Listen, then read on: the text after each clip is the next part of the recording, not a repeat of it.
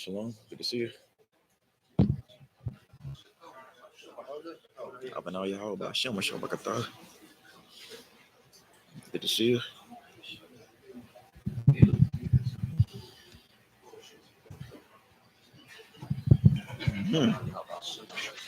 Abanaw Yahweh Ba'Shem Shabbat. Good to see you. All right.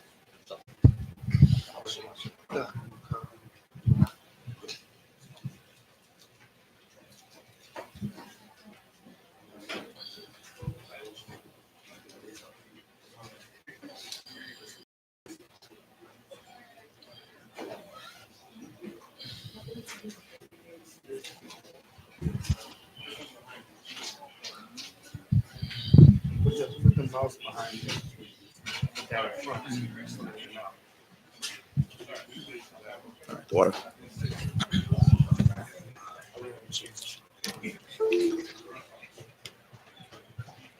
Clock. Good to see you.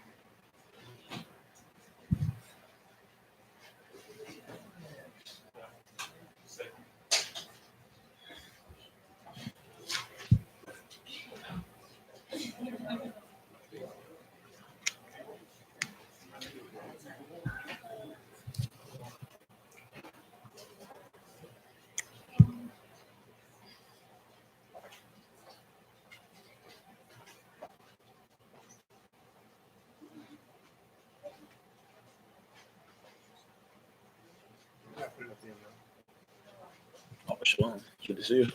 All right.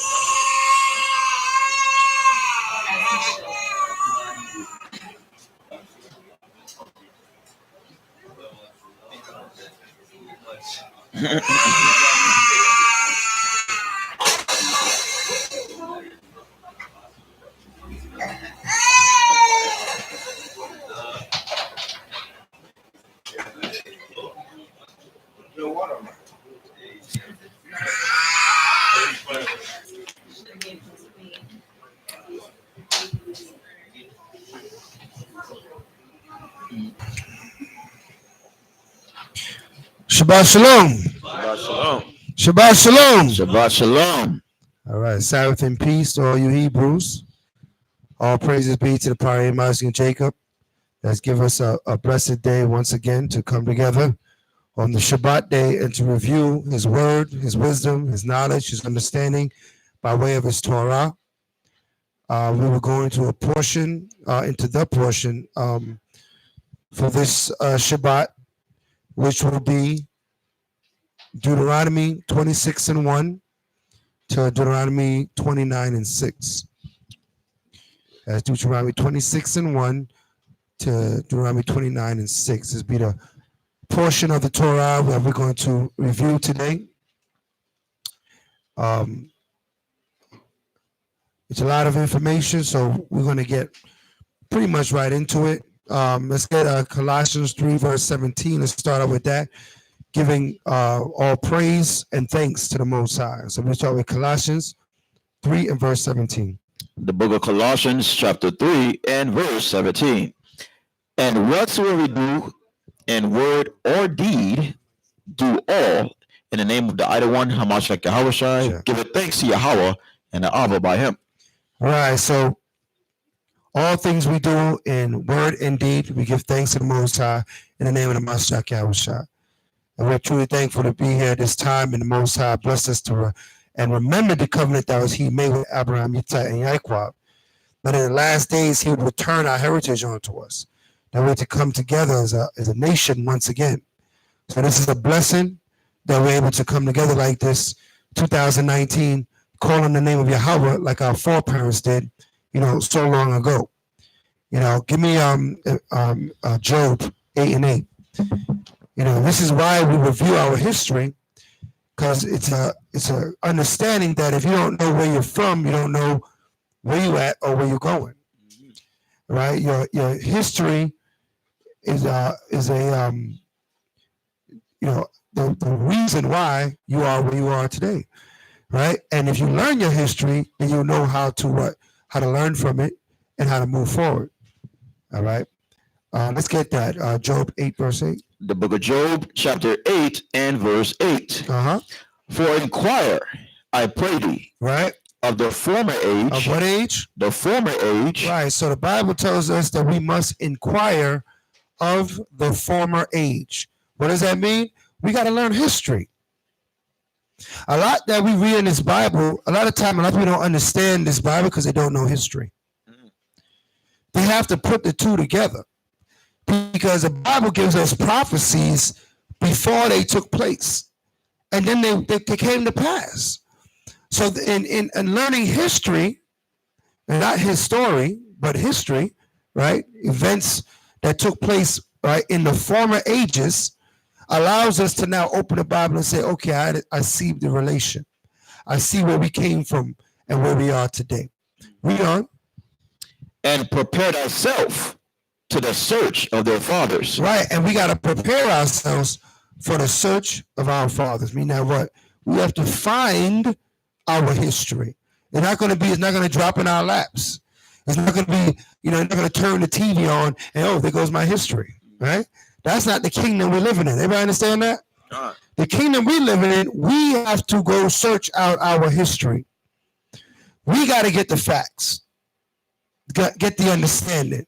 Where have we been? Where have our people gone? Right? Just so happens the Most High was so gracious and kind to leave behind records.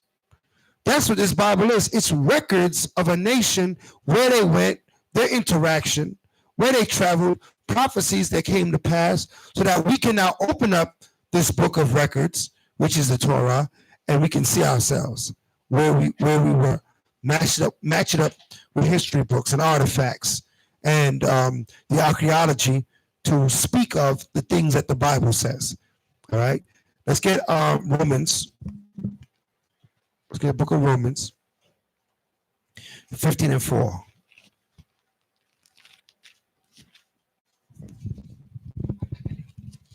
Romans chapter 15 and verse 4. For whatsoever things were written aforetime, right, were written for our learning. Written for what? Our learning. So now that's why we all should be a bit of history buffs here, because our faith, right, it didn't start last week, yesterday. Our faith didn't start This year, last year, 10 years ago. All right, now my mic is really going. Check, check, check. All right, this year, last year, 10 years ago, our faith started thousands of years ago. It started when for us, when the Most High brought us out of the land of Egypt and renewed a covenant with the children of Israel. We're still in that covenant. Everybody understand that? That covenant has not ended. We're still in that covenant, in that pact, in that plan with the Most High. Read on. That we, through patience and comfort of the scriptures, Of the what? of the scriptures, Right. Patience and comfort of the scriptures. Read. might have hope. That gives us hope, man. Because the scripture is going to tell us what Yah did. What did he do for us? What did Yahweh do for the children of Israel? What has he done with the children of Israel? And how do we get right with the children of Israel? How do we get right with our Father as the children of Israel? All that is written within what the world calls, what we know as the Bible. Right? The Bible, basic instructions, right, before leaving earth. While we're on the earth, these are the basic instructions that we need to return to the Heavenly Father. Okay? So we have it. We have the records.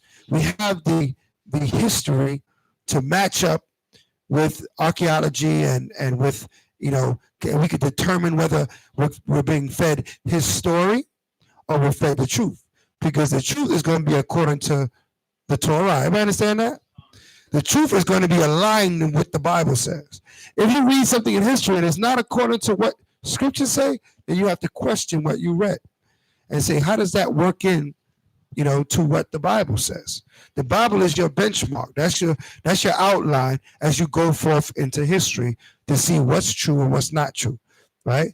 Because the white man would like you to believe that things was going on this earth 40 billion years ago, right? He throws these numbers out like it's random. These are things he made up, right? But people take it as fact because we have been taught and programmed to believe what he tells us. Everybody understand that? We have to break that programming. Yahweh, this truth breaks that.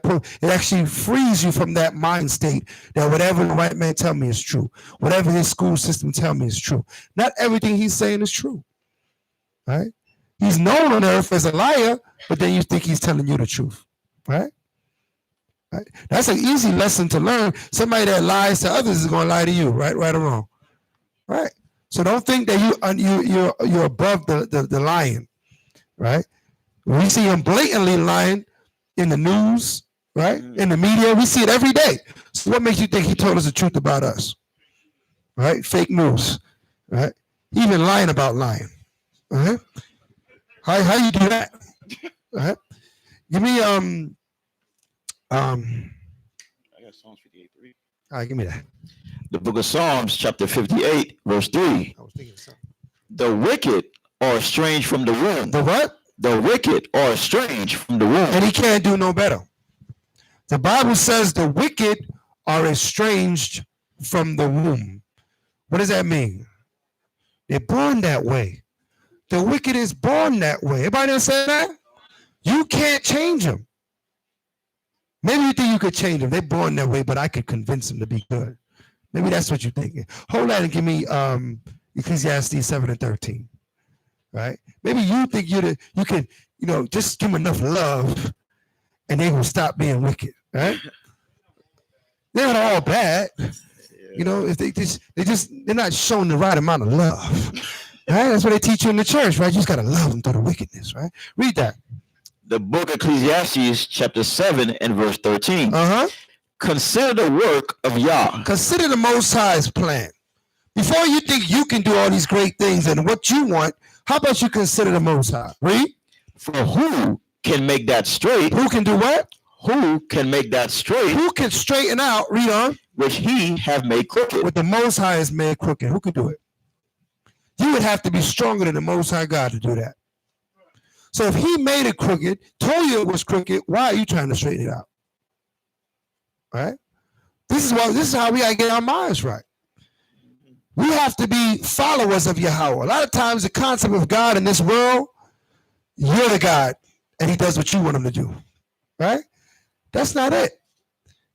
We're supposed to do what Yahweh wants us to do.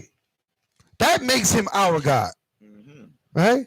You have people say, well, God is going to work it out for my favor. Why? Why are you working out for your favor? What does he owe you? Everything you have, he has given you. He doesn't owe us anything. But he told us what he wants from us, right? He told us that he wanted what? Obedience. And we had the hardest time giving him that. The one thing he told us that he wanted. But he's going to work it out for you, right? So we have to make sure that we get these concepts and thoughts way out of our mind. Come back to the Most High with a true heart, ready to what? Serve, right? Ready to serve. Ask the Most High, what is it that you want me to do? How can I walk in your ways? Now the relationship is right with Yahweh. Give me, read that again. The book Ecclesiastes chapter 7 verse 13. Consider the work of the Most High. Okay. For who can make that straight which he have made crooked? Read on. In the day of prosperity, be joyful. Right. But in the day of adversity, right. Consider.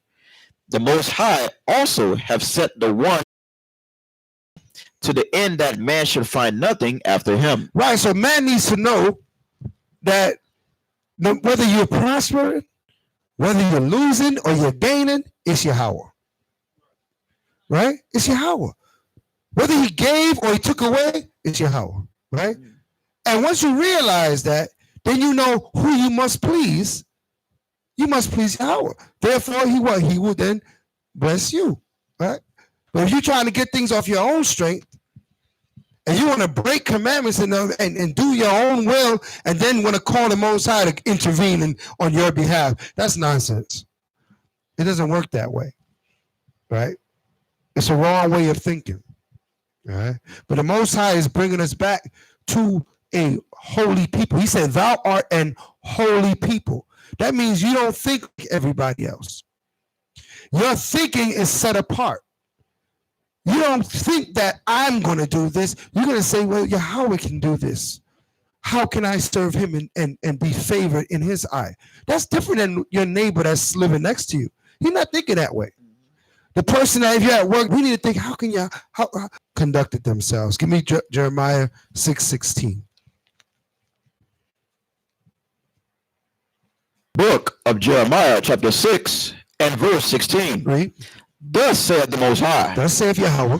Stand ye in the ways. So what? Stand ye in the way. Right. It says, stand ye in the way. Stand ye in the way means stand in the way. Stay right. Right? Read on. And see and ask for the old paths. Ask for what? The old paths. Ask for the old paths. How was it set up? Where was the beginning? How did Yahweh want this to go down from the inception? And then read. Where is the good way? Where is what? The good way. What's good? Right? Read on. And walk therein. And stay just like that. Right? Find the ancient ways. Seek your fathers. Seek Torah. Seek laws, statutes, commandments to govern every aspect of your life. Don't worry about the new way. Right? There's always going to be another new way. Right? Man will not cease to create other ways and new things to do. But Yahweh is still the best. His way is still the best way. No matter what new way they come up with, his way is still the best way. Right? They got what I saw a show on TV, it was called Modern Family. Right? The modern family is not better than the ancient family. Everybody understand that? The ancient concept of family way exceeds any other concept that's ever preceded it. Right? In the Hebrew, it's your mashpakath in the ancient Hebrew, or mishpakat in the more modern Hebrew. That is your family. The family structure, the whole nation of Israel is a family with structure. Right? With structure. The Most High is bringing that back to our houses, right? Through you all. You're the only ones that's going to establish family in your house. Nobody else can do it, right? I can't come in your house and establish family, right? I got a hard enough time doing it in mine, right? So you got to do your due diligence in your house and establish family so that we can be the holy nation that Yahweh created us to be. So we're going to get into the portion. We're going to start with Deuteronomy 26, verse 1. And we got a lot to cover, so we're going to go through. And, maybe I'll have a timekeeper that's watching me, but, we'll try to, we'll go some precepts, but there's a lot of information. So let's get it. We're going to go from Deuteronomy 26 and 1 all the way to 29 and 6. So we got some things to cover. So let's start it.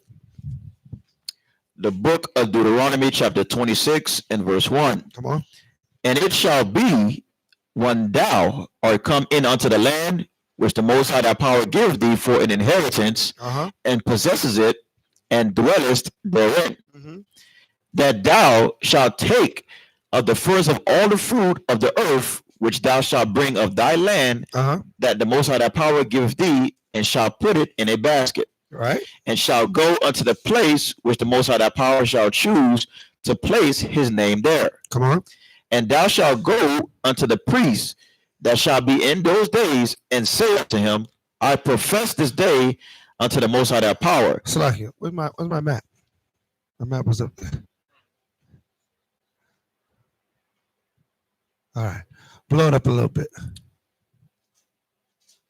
So this is the land which Yahweh has given us, right?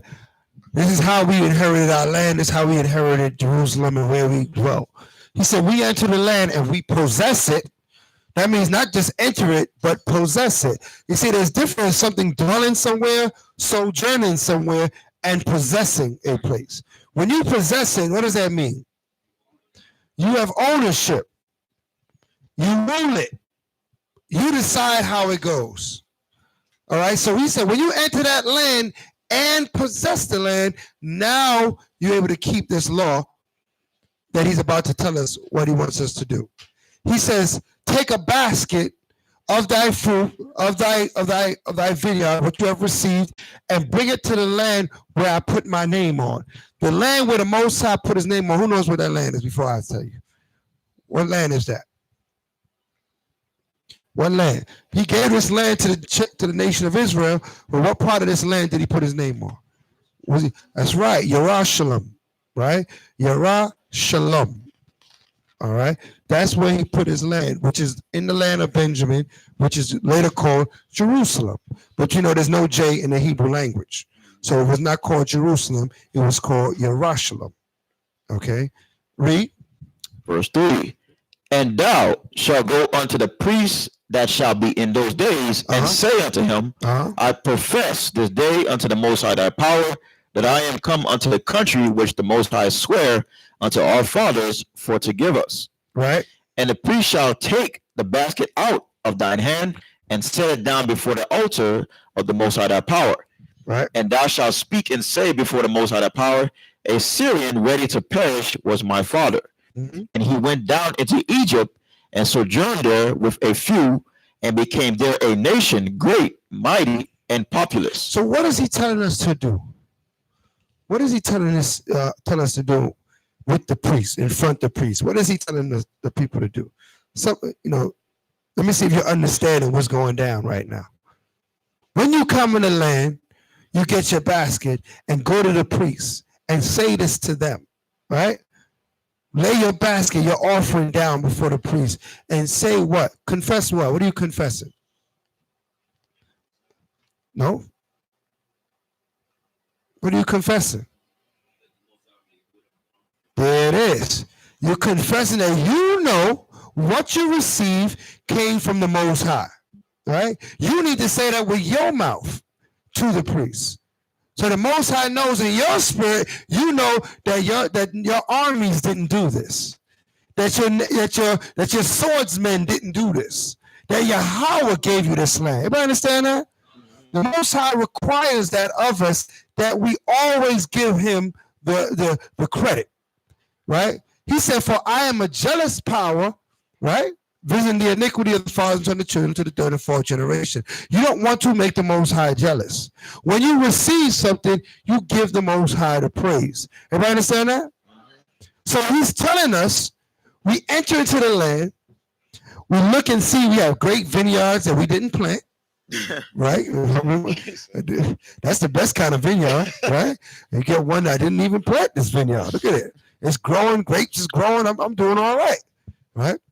And you got herbs you didn't plant, and you're picking up all these things, you're bringing it to Jerusalem, you lay it before the priest, and you say, and the priest says, this thus you must confess that Yahweh did these works, brought your forefathers that from Assyria into Egypt, right? He's about to read on. Verse 6. And the Egyptians evil entreated us. And then we came into Egypt, right? So we started Assyria, Jacob, and how many was with Jacob? Jacob and the what? How many came with 70 people, right? Jacob came into Egypt with 70 people. Joseph was already there, right? He came down, what? Fleeing what? Famine. Right? You got to know your history. Like we say, we started this class saying we must know our history. So nobody can trip you up and come tell you from Kemet. Are you from what else they call your Nubia or some other place they be making up, right? Right? This is your history. Nobody can tell you a Hamite. You know your history. You know that you are a Shemite. So when you speak your history, your knowledge of yourself, nobody can move you. Everybody understand that? But if you're not sure, anybody can make you out to be whatever they think they can make you out to be. That's why they leave it in this society. They don't teach our children these things. They teach our children from the slave ship forward. That's it, right? Like we didn't exist before we got on the slave ship, right? All through school, some of you went to elementary, middle, high school, college. They will not teach you anything about your history before slavery. But you will learn about the white man going all the way back to BC, about what they were doing, right? About the Greeks and the Romans, and all, as if you wasn't in the world, like you wasn't on the earth. World history doesn't say anything about you, right? It's not by coincidence. We've been in the school. This is not something I'm saying that you haven't experienced. You're in the school now. Some of our young children, they're in the school now. Let me know. Did they tell you about before the slave ship? Right? Did they tell you was somewhere running around Africa, didn't have any clothes because it was hot, like it's not hot in Florida. It's hot in Florida. We ain't naked in Florida. Why would we be naked in Africa? Right? It don't make no sense. Swinging on tree vines, right? Playing with a bottle, right? So I saw that in school, right? So our history teaches us our father Jacob came down into Israel with 70 souls, right? From the land of the Assyrians, right? Came down into Egypt. Egypt welcomed us at first because who was the governor of Egypt at the time? Joseph. After Joseph, passed on in years, the new Pharaoh of Egypt came into power. He didn't know Joseph. He didn't care about you Israelites. He just cared that you guys was out populating them. So he sought to oppress you. Just like the so-called white man, he oppresses you because you outpopulate him, right? The 12 tribes knew that they were one nation. We are the majority of this land by far. They're nowhere near our population numbers, right? Read. Deuteronomy 26, verse 6. And the Egyptians evil entreated us. Come on. And afflicted us and laid upon us hard bondage. Read. And when we cried unto the Most High power of our fathers, the Most High heard our voice and looked on our affliction and our labor and our oppression.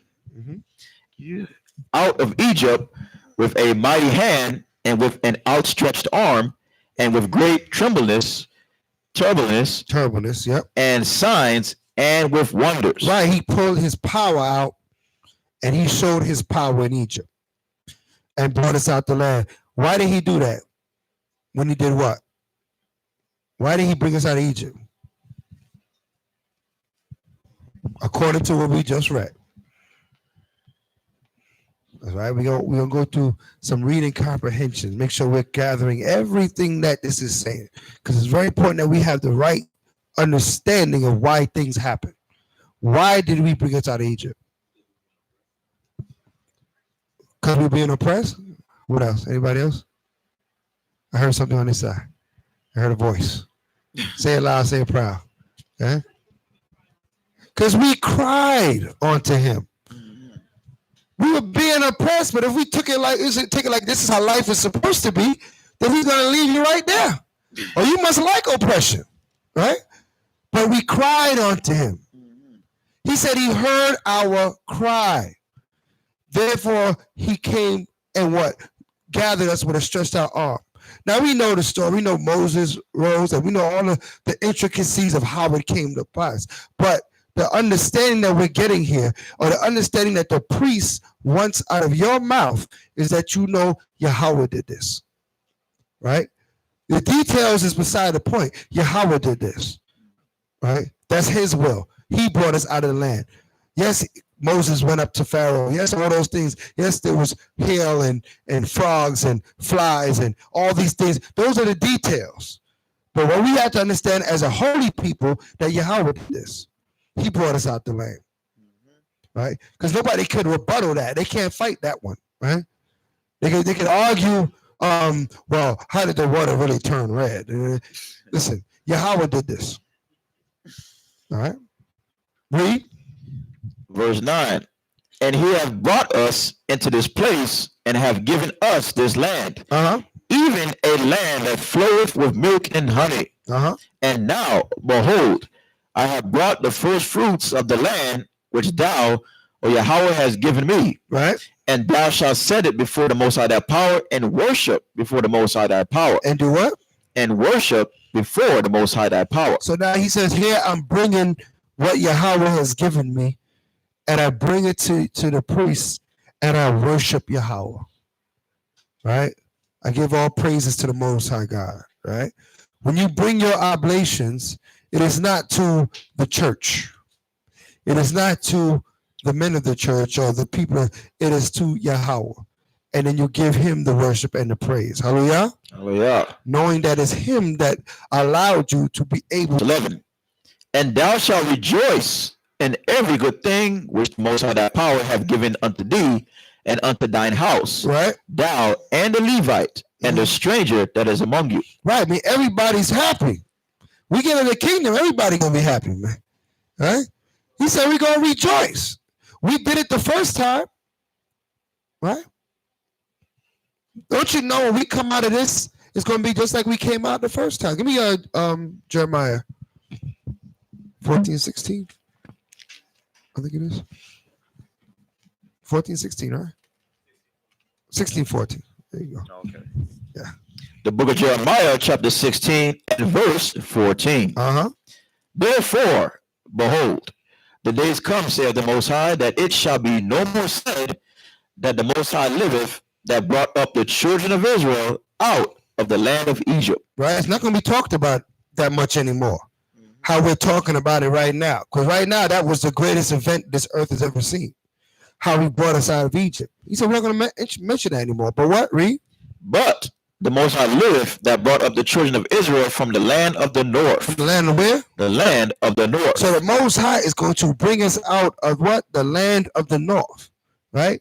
Majority of the slave trade was done right here in what? North America. Right? This is the land of the slave, man. Right? There was slavery from sea to shining sea going on this earth, right? In this land, America. Right? Yes, we have suffered captivities throughout, but in this country here, this is a country built off of slavery. Okay? So he says that's what's going to be spoken of in the future. How the Most High brought us out of here, North America. Hallelujah. Hallelujah. Read. And from all the lands where he had driven them. And not just here, but everywhere where the Most High had driven us, we're going to be brought back. Okay? We're going to be brought back. So we will spread all over. Read. And I will bring them again into their land. We're going to go right back to where? Their land. We're going back there. Everybody understand that? Con. We going back to our land, the land that, hallelujah. Hallelujah. Read on. That I gave unto their fathers. That I gave to their fathers. So it's going to be, we going back. And we're going to go back there, and it's going to be vineyards we didn't plant. There's going to be buildings we didn't build, right? And we're going to dwell in them, and we're going to enjoy them and God see fit, right? But we're not going back there to slave. Matter of fact, who's going to build up our land when we go back? You sure about that? Can I get a scripture? Can I get a verse? You saying boldly, right? Shalom Aya? Nope. Say it again. Okay, Isaiah 61 verse 4, 60 and 10. Okay, 60 and 10, 64. Those are correct. Give me those two verses real quick. 60 and 4. Give me 61 and 4 and 60 and 10. The book of Isaiah, chapter 60 and verse 10. Right. And the sons of strangers right shall build up thy walls. Shall do what? Build up thy walls. Sons of strangers shall build up your walls. Read on. And their kings. And their what? Their kings. And their kings, their presidents, right? Read. Shall minister unto thee. They're going to serve you. Okay, they're going to serve you. Thus saith the Most High. Read on. For in my wrath I smote thee. Because when the Most High was angry with us, what did he do to us? He smote us. What is a smote? When he smote something, what do you do? It is a deadly blow. And we received a deadly blow from the Most High. All right, we're going to talk a lot about it today. Read on. But in my favor. But in this what? In my favor. But then when he turns his heart to us in favor, because we turn to him, he will turn back to us. Read on. Have I had mercy on thee. He will be merciful and kind to us. Read on. Therefore, thy gates shall be open continually. Right. They shall not be shut day or night. Why is that? That men may bring unto thee the forces of the Gentiles. Right? They're going to bring us all their riches. Everybody understand that? All their forces, everything that they have left, they're going to bring it to the children of Israel. Say, here you go. Right? To the point where we can't even close our gate. All right? That is the future. Right? But we don't want to understand this if we didn't know our past. We would read this and we'd be like, what is this talking about? Why would they bring it? And who's the us? Right? And how do we get smoked? And how do we so it's imperative that we search our fathers, we learn our history, so that our faith is put on a it's made solid, right? It's made stable. Okay, give me that 64 and 1, Isaiah also.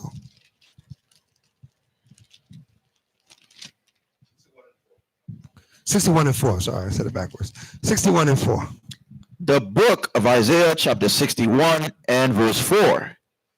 And they shall build the old waste. They shall raise up the former desolations. And they shall repair the waste cities, the desolations of many generations. And strangers shall stand and feed your flocks. And they should do what? Feed your flocks. They're going to feed your sheep, right? These nations. Read on. And the sons of the alien shall be your plowmen and your vine dressers. Right. So what are they going to be? They're going to be in the fields. Right. That's a plowman and a vine dresser. Is someone out in the fields working with the ground. Right. Read on. But ye, the priests of the Most High. But you are going to be considered what? The representatives of the Heavenly Father. Read on.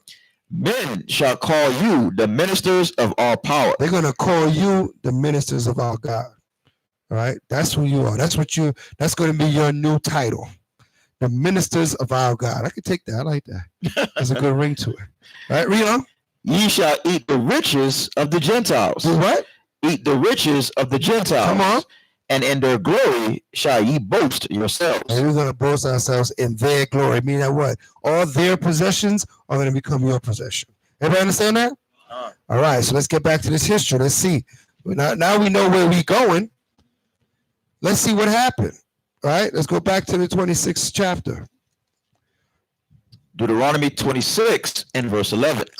And thou shalt rejoice in every good thing which the Most High thy power hath given unto thee, and unto thine house, thou and the Levite and the stranger that is among you. Right. So, people trip and say, oh, you got the nations rejoicing among us. When we own everything, we're not going to be so upset with the heathens. Trust me.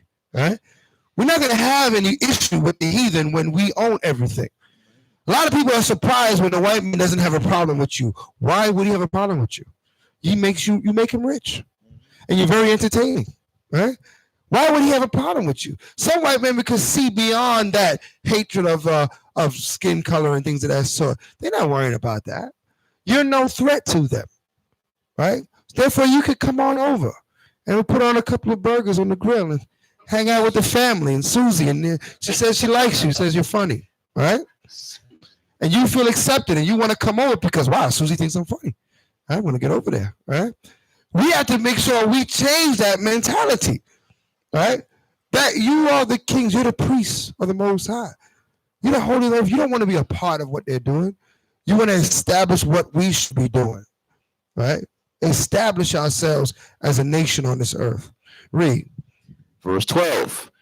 When thou hast made an end of tiding all the tithes of thine increase the third year, which is the year of tiding, and has given it unto the Levite, the stranger, the fatherless, and the widow, that they may eat within thy gates and be filled.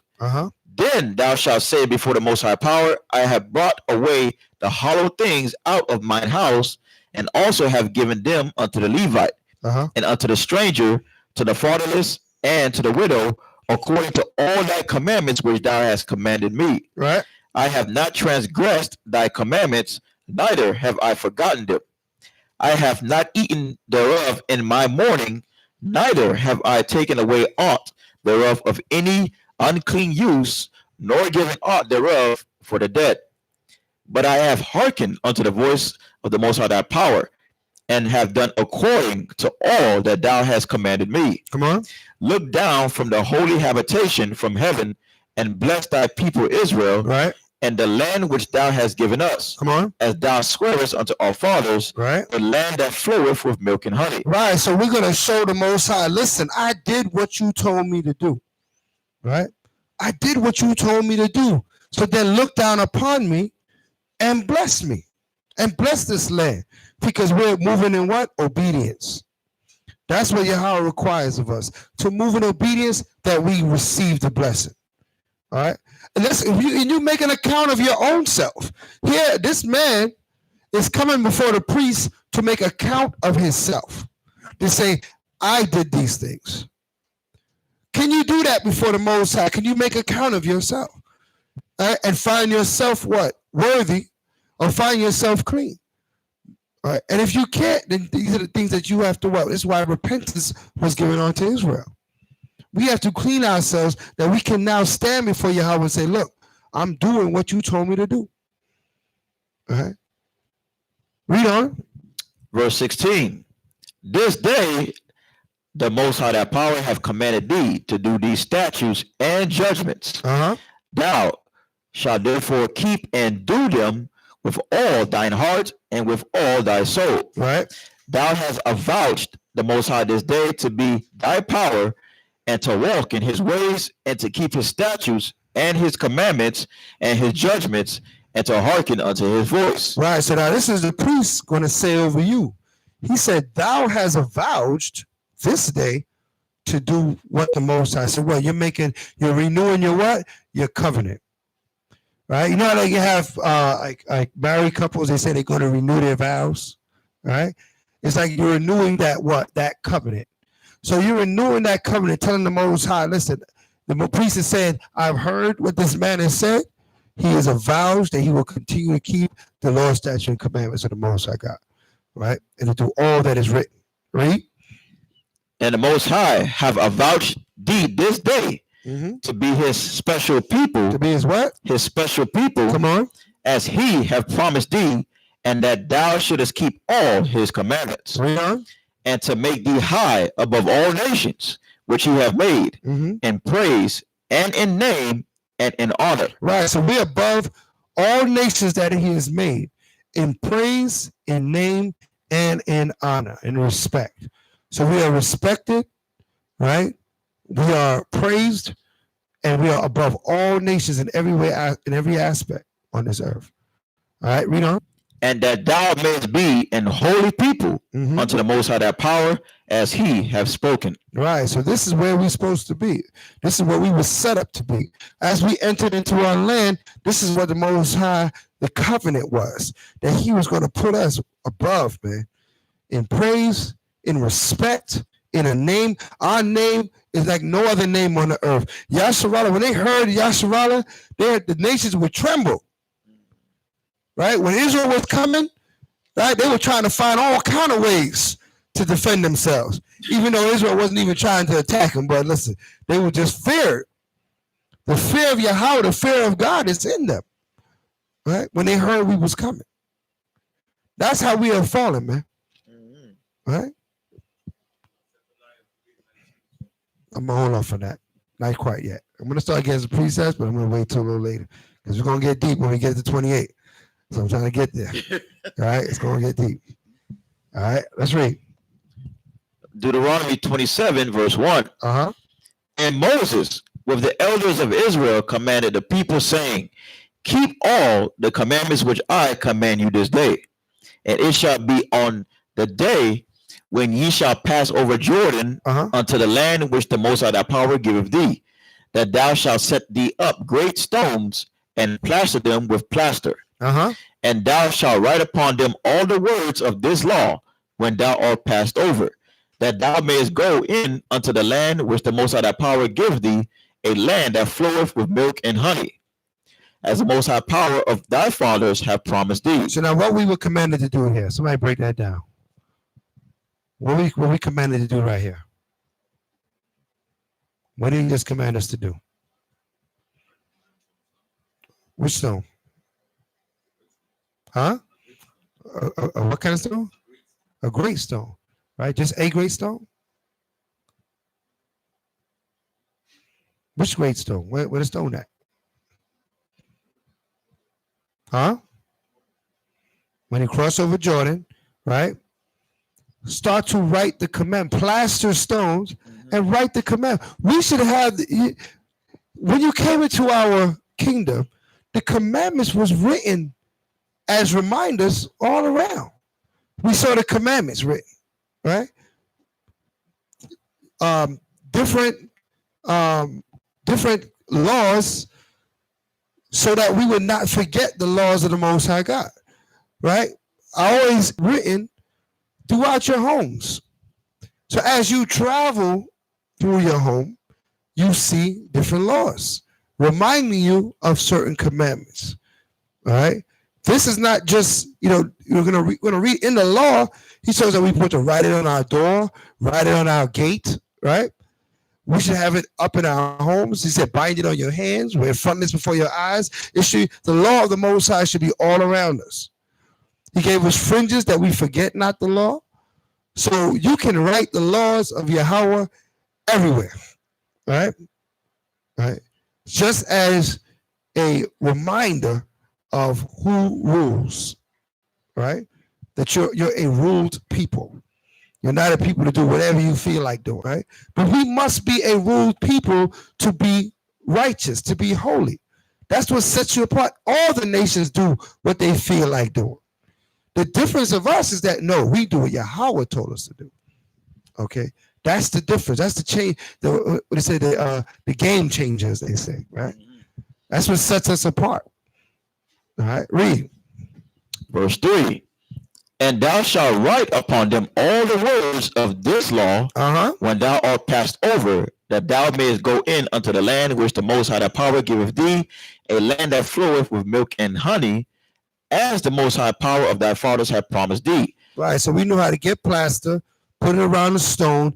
That will allow us to write in it while it's wet until it dries. And when it dries, you're going to see what? The law is written in all the stones as you drive, as you're walking through. Okay, so we see that when we were out in Israel. I think we was out at Masada, Mount Masada.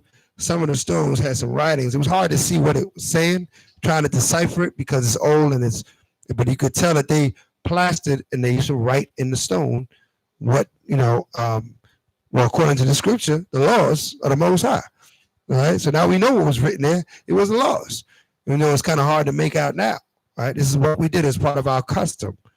Right. Remember, we preparing our soul for the search of our fathers. When we started this scripture, we started this class out with Job 8:8.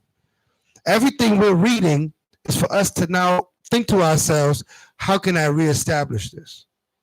Right? How can I bring that part of my custom back? How can I bring that part of who I am back? Because all that been taken away, man. All right. You know, we living in this kingdom. Esau tried to make us into Oreo cookies, right? Right. You know what I mean? We black on the outside, right? That creamy white filling, right? We need to change that, right? From the inside, we have to be the Hebrews from the inside. Everybody understand that? From the inside out, you got to be a Hebrew. So there's a lot of change in the way we think and process information. All right. So the law is written all over in plaster. So you're walking, you got to imagine walking through the streets, all you see is commandment written. Right? Read on. Verse 4. Therefore it shall be when ye be gone over Jordan, that ye shall set up these stones which I command you this day, and Mount Ebal, and thou shalt plaster them with plaster. And there shalt thou build an altar unto the Most High thy power, an altar of stones. Thou shalt not lift up any iron tool upon it. Thou shalt build up the altar of the Most High thy power of whole stones, and thou shalt offer burnt offerings thereon unto the Most High your power. Mm-hmm. And thou shalt offer peace offerings, and shalt eat there, and rejoice before the Most High thy power. And thou shalt write upon the stones all the words of this law very plainly. Very what? Plainly. Right, so everybody can see it clearly. A big grill, right? Absolutely right. It looks like a big square grill. That's what our altars look like. They made it with stone. So they went and they decided the diameter of it, or the length and the width of it, the area, and they made stones, and they built up stones on stones till they reached a certain height. Then they would put the grill on top. They put the fire underneath, and whatever you were sacrificing would go on top. Right? They had the flesh hooks to grab the animal and to put the animal on and off of the altar. Right? And the blood would go down and fall down below. Right? This is how our altars were set up. Everywhere we set up an altar, it was done the same way. And it was done with stones that were not broken or cut, or we had to find the right stone.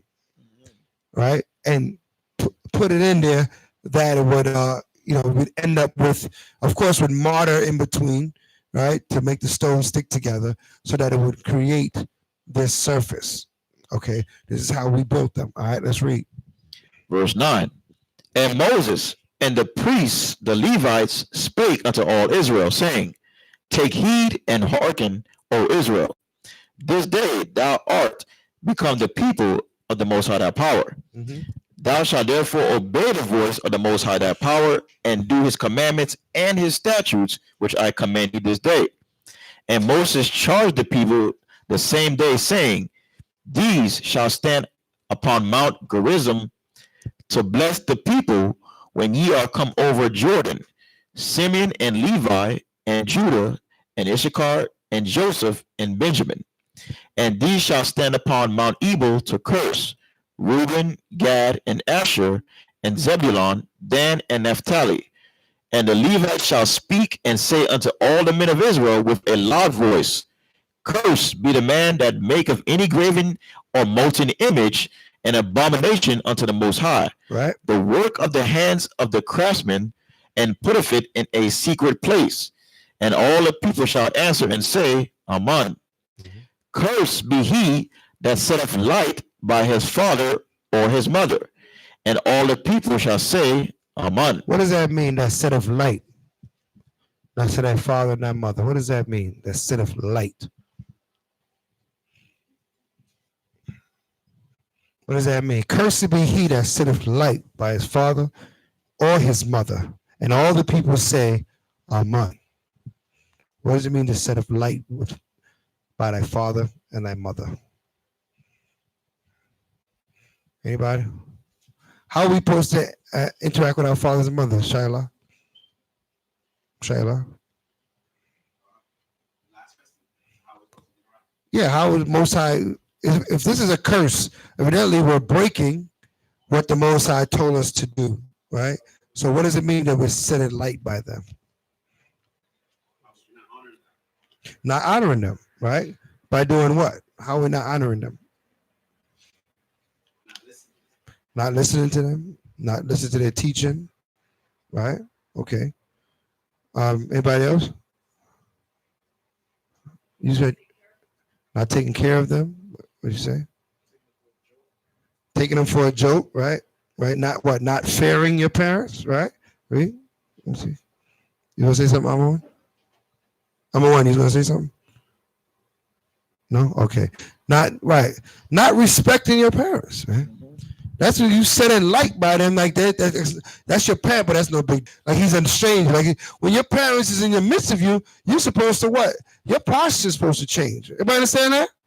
Right? This is your parent, right? You treat the example of how we treat our Father in heaven is how we treat our father and our mother and our parent here on the earth, right? You have to have that level of respect for your parents when they come around. In this society, and this is an evil, wicked society, we see parents and children. You wouldn't know which one is which, right? Because why? The child sitteth light by it in the street, or they're siblings, brother and sister, or something like that. Your mother is not to be treated, and your father not to be treated in that light. Give me the Apocrypha real quick.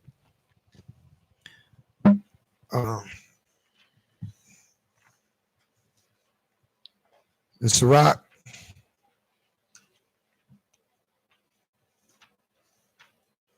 Is the third chapter, 3 and 1.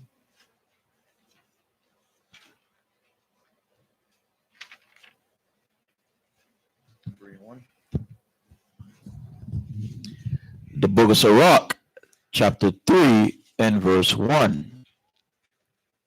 Hear me, your father, O children, and do thereafter, that ye may be safe. That ye may be what? May be safe. That you might be safe. Follow this so you'll be safe. Read on. For the Most High have given the father honor over the children. The Most High is giving the father honor over the children. All right. So if you're not giving that father that respect, you're going against the Most High. Everybody understand that? This does not mean that, oh yeah, if he was there and if he was not there, all the variables. When it comes to serving the Most High, it's about your discipline and your obedience. All right. A world ruled by emotions is chaos, because emotions, what? They change, right or wrong. They constantly change, right? Today you're happy, tomorrow you're upset. That can change within a minute. You know, I was doing good and this person vexed me. Now I'm vexed, right? Is that going to change what you're going to do and not do? The Lord doesn't attest for your emotion, right? So he says, read that again, verse 2. For the Most High have given the father honor over the children. Read on.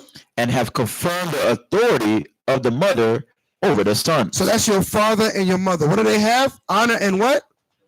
Authority. Right? So when the authorities come around, right? You used to hang out on the block.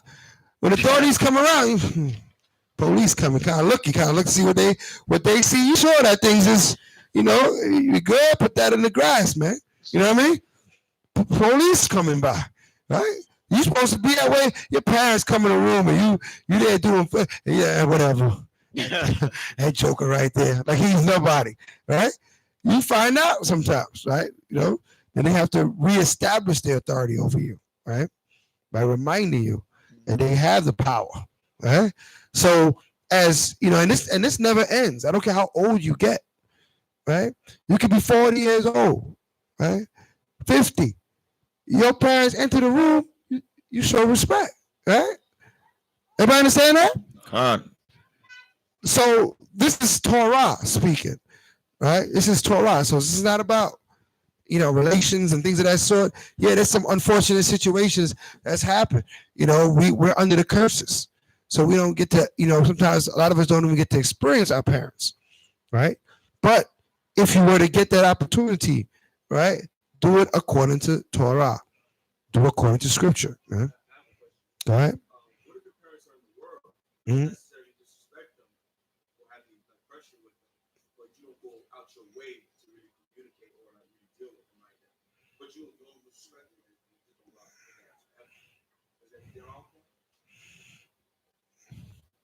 Well, it depends, because do they find it disrespectful that you don't communicate with them? You know what I mean? If they find it disrespectful, then you should communicate with them, right?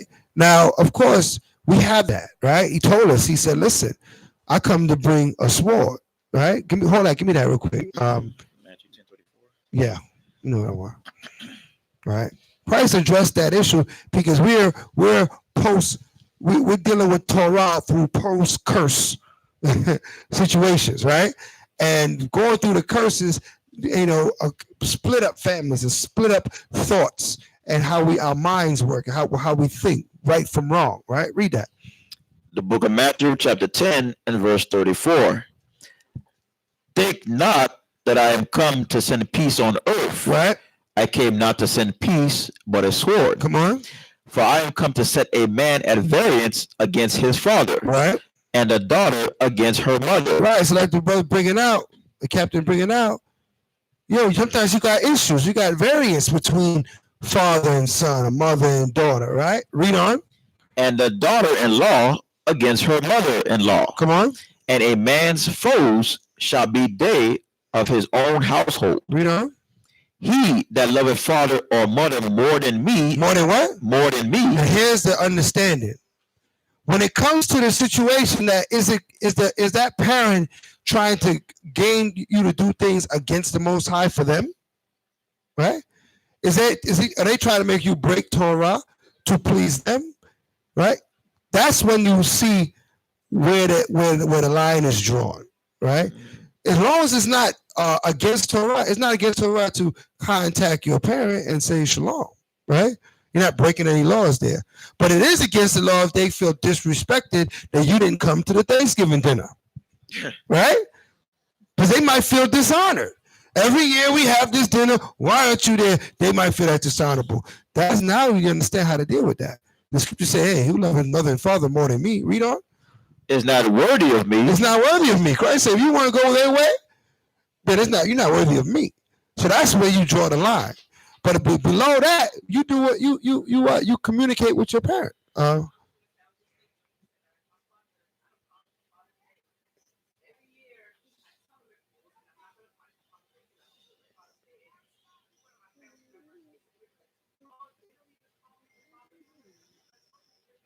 Yeah, it ain't happening. You're not getting that phone call. So why are you still talking about it? But that's an example. But at least, you communicate that with them. And you say, I'm not going to put you before my God, but I'm not going to disrespect you about it. Right? You still should interact and, if possible, communicate with them. Because you got a scripture saying, give me Colossians 4 and 5. Colossians 4 and 5. The book of Colossians, chapter 4 and verse 5. Read that. Walk in wisdom toward them that are without. That's instruction for us, right? Not because somebody lack wisdom, we have to act like we lack wisdom, right? They might have emotional issues. That don't mean you have an emotional issue, right? Somebody's upset with you, don't mean you have to be upset with them, right? So we have to have that understanding. We have power of ourselves. That's the only thing you have power over. Everybody say, this is my Abba, and I got to call him, and I got to check him out. But y'all don't have the best relationship, call him and check him out anyway. Because that's what you're supposed to do. And you're going to do what Yah told you to do regardless of what he's doing. Right? The scripture says sometimes you keeping Torah to somebody that's not keeping it back to you, you heaping coals on their head. Right? I mean, the most I'd be looking at them in a minute like, yo, hold on. Your son is moving in the spirit and you just keep being a pain to him. You know what I mean? So that's how we handle those situations. Everybody understand that? Is there clarity there? Right? So we have to make sure that we don't sit light. Back to Deuteronomy 26 and 16. Cursed be he that sitteth light by his father and his mother, and all shall say Amen. Right? All shall say Amen. Khan? Khan. All right. Let's read on in Deuteronomy. Deuteronomy 27 and verse 17. Come on. Cursed be he that removeth his neighbor's landmark, and all the people shall say Amen. Right. So what? We know that it's not permitted to take or to take advantage of thy brother that has fallen on hard times. By making them what? Sell their land to you and remove their landmark. Right? When the Most High gave us land, that was your land forever for all your family and your generation. That land was not just given to you as an individual; it was given to your whole bloodline. Right? Says 1914. Let's go in 1914. I'm not sure off the top of my head.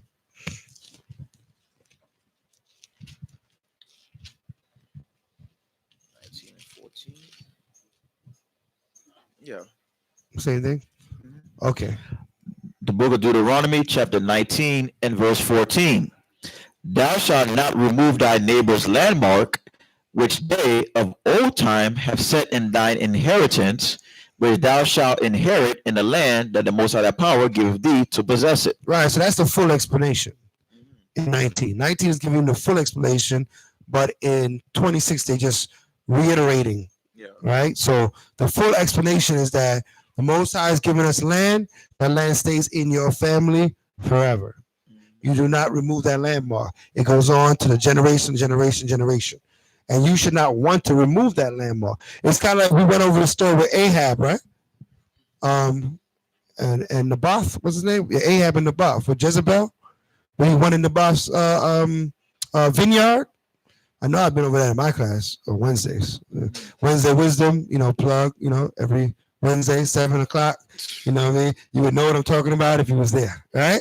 So we understand that what Ahab wanted to remove Naboth's landmark. Naboth said, I can't do that. That's the land that the Most High is giving my family. I can't give you that. And instead of him adhering to that and saying, oh yeah, that'll be unrighteous, he got, in his emotions, got upset, and Jezebel set the man up to get killed and everything to take the man's land.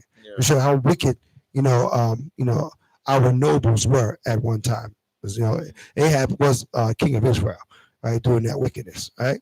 So we have to understand that we don't move in that spirit. We do not move in that spirit.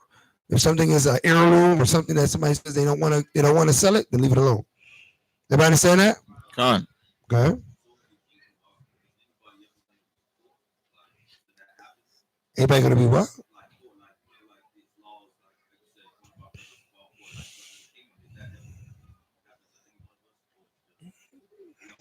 Well, there's gonna be different levels in stature. You know what I mean? In the kingdom as well. Everybody ain't gonna be on the same level. You know what I mean? Will somebody be in a position of need? It could possibly be. Yeah.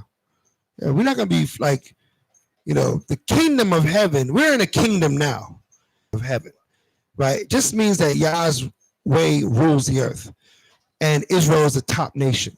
But even in the top nation, there's going to be different levels in the top nation. All right.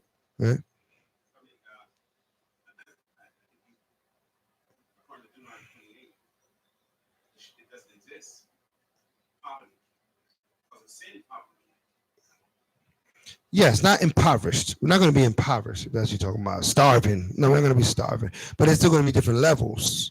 Right. But we're not going to be starving. You know what I mean? Not Israelites, at least. Right. So, the other nations might have some issues. Right. Yeah. And be impoverished. Right. Right. But the other nations might have issues. You know what I mean? And they might, intertwine and have different things that we have them, living amongst us and things of that sort. So different depends. The different situations that might come about. We don't know yet, right? But what we do know, Torah stand. If it's not a landmark, it can't be removed, right?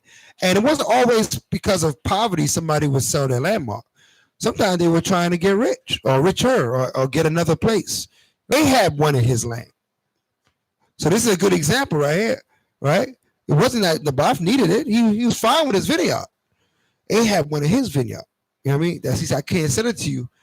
But it was more comfortable because it was right next to Ahab's house. So that's why he wanted it. You know what I mean? And he said, I could give you a better, bigger vineyard than this one. I just want this one because it's next to my house. It will look nice. I'll dress it up for my place here. But he said, no, I can't move it. You know what I mean? So it's that kind of situation that would come about where somebody would want to buy or sell their land. You know what I mean? So, or for convenience mostly. All right. So let's read. Deuteronomy 27 and verse 18.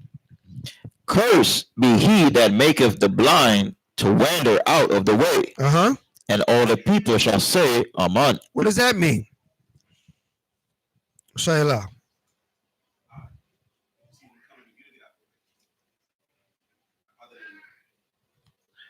Interesting.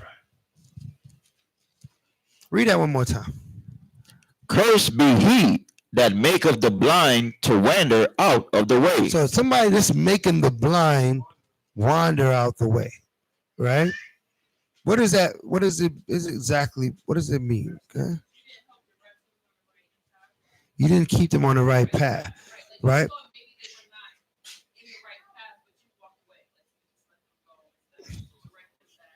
You see, this is spiritual and it's physical when it comes to the blind. I want you to understand this is two levels to this, right? No, I'm not saying that at all. I'm saying this is spiritual and physical. So if somebody was blind, right? You wouldn't cause them to wander out of the way. Not that they wandered and, on their own strength, you wouldn't send them down the wrong path, right? That they might injure themselves or go where they're not trying to go. Same thing with somebody that was not aware, right? You're not going to cause them or defraud them because they're unaware.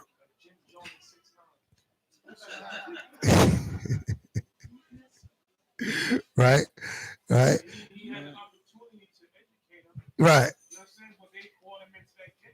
Exactly.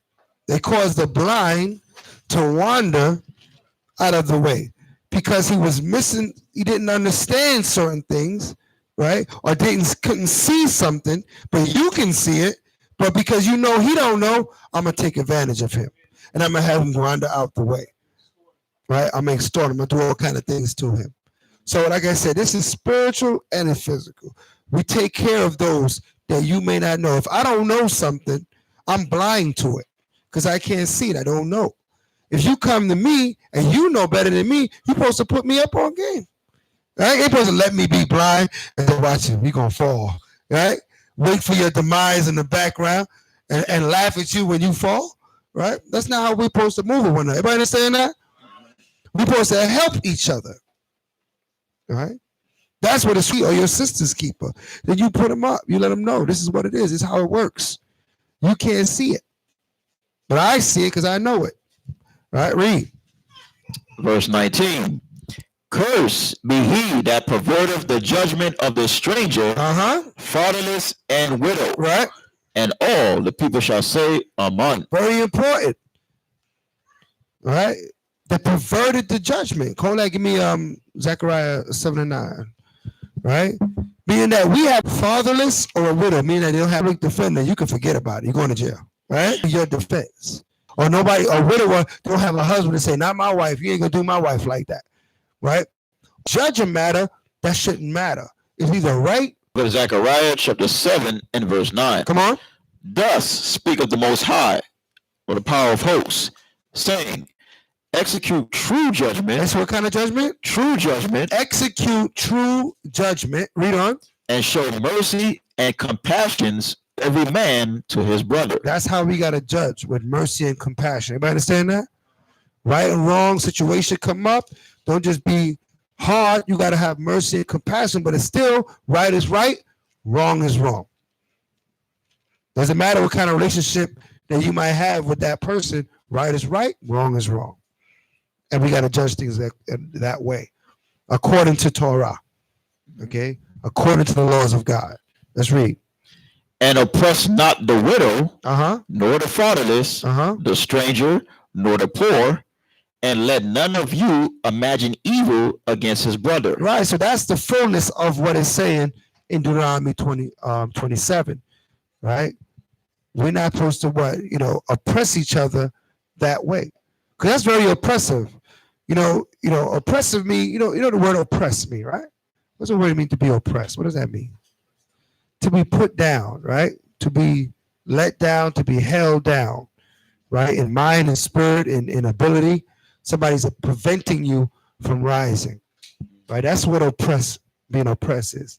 It's very oppressive to be found guilty for a crime that you did not commit, right? That's something that could bring you down, bring you to a low place. Everybody understand that? Right? We have a lot of our brothers and sisters that's incarcerated, a lot of them for things they didn't even do, right? That's a very oppressed situation because they can't get out of it. They can't rise up. Why? Because maybe they were a widower, a stranger, or a fatherless. They didn't have what? Representation, proper representation in this court system. Okay? So we, Most High, instructed us, we're not to operate that way. Okay? We're not to operate in that fashion. Come on. Go back to Deuteronomy 27 and verse 20. The book of Deuteronomy, chapter 27 and verse 20. Cursed be he that lieth with his father's wife, because he uncovered his father's skirt, right? And all the people shall say, Amen. So what is that? If you lie with your father's wife, what have you committed? You have committed adultery. And what is adultery? A form of what? Fornication. And we know the Most High is against all matters of fornication. All right, the scriptures say, flee fornication. Okay, so any way of fornicating, we're not to be found doing so. Okay, read verse 21. Cursed be he that lieth with any manner of beast, right? And all the people shall say, Amen. Again, what is this called?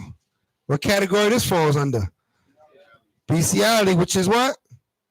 Another form of fornication. Right? You lay with an animal, you fornicating. What does the Lord say about you and that animal? Y'all both gonna get put to death. All right? Right? You because you defiled the animal, and the animal because he's defiled. I don't know what to say about him. Read. Verse 22. Cursed be he, the daughter of his father, or the daughter of his mother, right? And all the people shall say, Amen. Right. It is against Torah to lie with your next of kin, whether it be your brother or your sister, whether it be your half brother or your half sister, as they call it today, right? I mean that you might have one of the parents different. It is still against Torah. Everybody understand that? That is another form of what? Fornication, right? You're going to notice something about a lot of the laws fall under fornication. Fornication is one of the biggest problems, right, in the midst of Israel, then and today. All right, we are not to fornicate. Everybody understand that? Read. Verse 23. Cursed be he that lieth with his mother-in-law, right? And all the people shall say, Amen. All right, again, that's adultery, and it's what? Fornication. Come on. 24.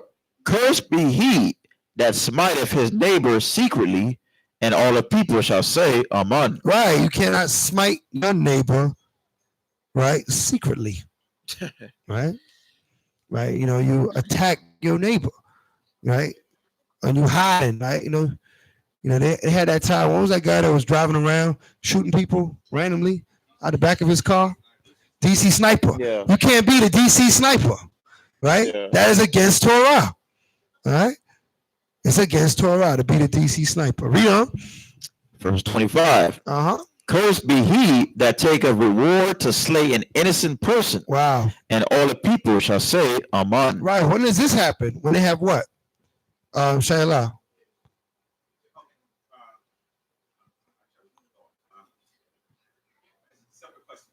Okay. What is that? What is that when you want to slay the innocent? What are they talking about? Taking the reward for slaying the innocent. What is that? A hitman? A what? Say again? Just being Esau, right?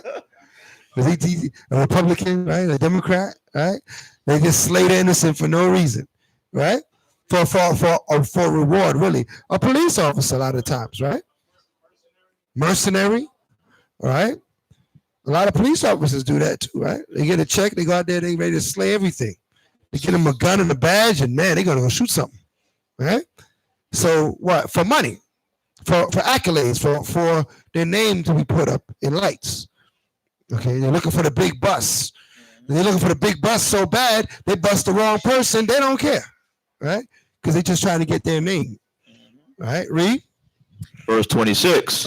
Cursed be he that confirmeth not all the words of this law to do them. Right? And all the people shall say, Amen. Hallelujah. Right? So cursed be he that does not confirm all the words of this law. You know, and we got to be careful with that. Out of the commandment of the Most High. Nobody's going to do anything about it. Matter of fact, some people might like the fact that you broke God's commandments. We live in that society where you're rewarded to do wickedly. Okay? You're rewarded for that. Right? Malik Yoba said what? He don't mind a transvestite every once in a while. What does it say, right? Something like a transvestite? Something to that effect, right? Right? And people, the transvestite community might be stood up in applause, right? Because, and people that support the LBGQ EFGX right? Who support that whole movement, right? But we know that's wickedness, right? But this world will support them. Not all the words of this law. Meaning that we have to know all Torah is for our good. Everybody understand that? The law of the Most High is perfect. It's all for our good. All right? The churches do not confirm the laws of this Bible. So that means all those pastors and all those churches that say the law was nailed against the cross, cursed be them. Everybody understand that? So we have to make sure that we're not in that number and that we confirm that these laws are well and just and right. Hallelujah? Hallelujah. Next chapter. Okay, question. Verse 20. Cursed be the life with father's wife. Okay. Skirt.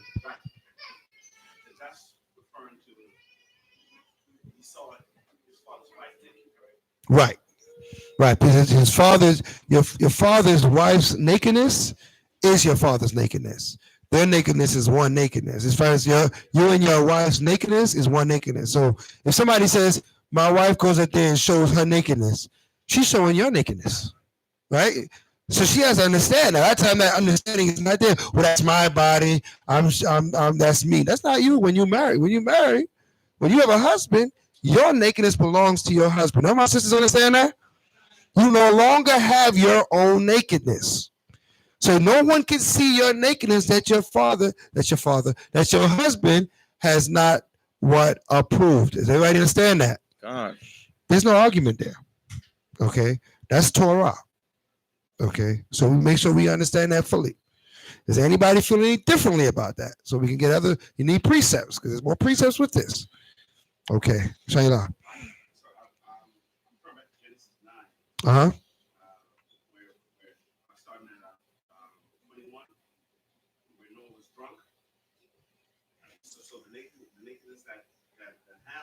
All right. No, that was his nakedness, because remember, they then put a sheet over Noah. They walked backwards and put a sheet over him. Right. No. It was Noah's nakedness. When you read on in the story, you realize that they went back and they showing. Yeah. Yeah. So they put a sheet over him. Right. It could be interpreted that way if that part of the story didn't exist, where they put the cover over his nakedness. All right. Right. It could be, but we have nothing to give us that understanding. We'd have to have something there, so we can't add. You know what I'm saying? We'll be adding. It said it showed his nakedness, and they walked backwards and covered the nakedness of his father. We will be adding, right? Because why was he naked? Why was his nakedness showing? Why was the nakedness showing? He was drunk, right? So then the whole story points to him. It doesn't point to his wife. Now, if some part of the story pointed to his wife, then we could interject and say, okay, that was the nakedness of his wife. You know what I mean? But that was his nakedness. But all the story points towards him. He was drunk. He laid down. His nakedness was there, and then they covered him up. You know what I mean? So now we could come to the conclusion that it was him. You know what I'm saying? All right. So, but if it was her, her nakedness would be his nakedness as well. Right? Can be considered his nakedness. All right. 28:1.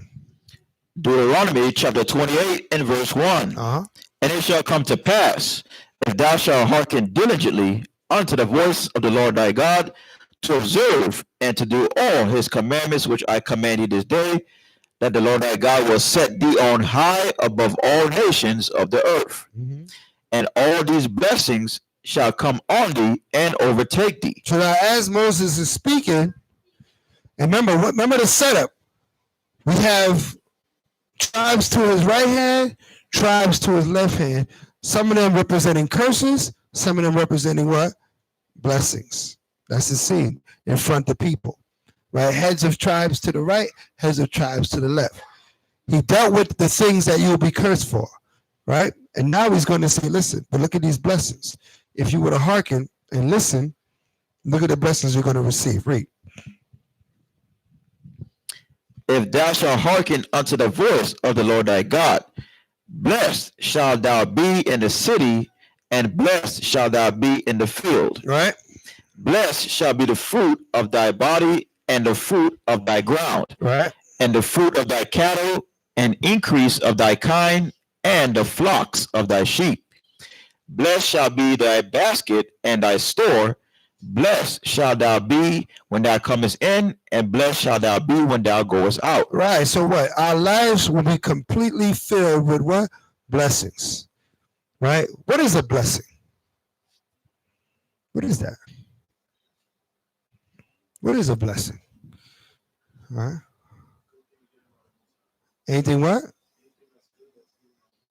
Any good gift from the Most High is a blessing. Any good gift from the Most High is a blessing. Right? If it increases your good, increases your wealth, increases your health, whatever it increases, it's a blessing from the Most High. Right? What is a curse? Anything what? Right? Anything that what? That what is what bad or hurtful that coming from the Most High as well. Right? Mm-hmm. So we get blessings and curses from the Most High. Okay. But some people might confuse, some people might think monetarily, if I gain money, it's a blessing. But how did I gain that money? Did I get it from the Most High? Did I get it in righteousness? So anything given in righteousness is a blessing. Everybody understand that? It's not just anything given, but given in righteousness is a blessing. All right? Because Satan can bless you with some things too. All right? So we gotta make sure it's something given to you in righteousness. All right? Let's read. Verse 7. The Most High shall cause thine enemies that rise up against thee to be smitten before thy face. Right? They shall come out against thee one way, right, and flee before thee 7 ways. Right. So not saying if you bless, you won't have enemies. But if you have enemies, guess what? They get no wins over you. They come against you and they take a loss.